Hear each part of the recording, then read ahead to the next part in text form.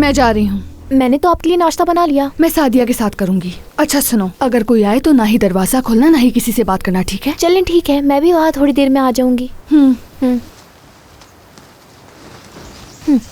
ये चाहती हैं कि मैं किसी से बात ना करूं, क्योंकि इन्हें डर लगता है कि इनके माजी के बारे में किसी को पता ना चल जाए।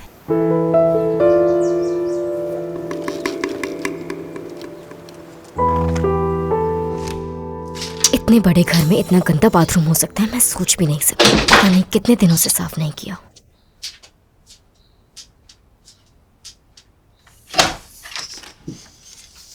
नसरीन, तुम तो यकीन ही नहीं करोगे कि मैं जो बाहर से सुनकर आ रही हूँ।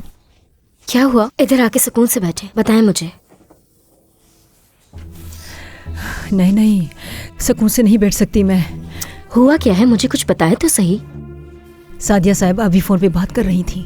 उनको अपनी बहन के साथ बात करते सुना मैंने। हाँ तो फिर क्या हुआ? वो कह रही थी कि वो तुम्हें इस घर से निकाल देंगी।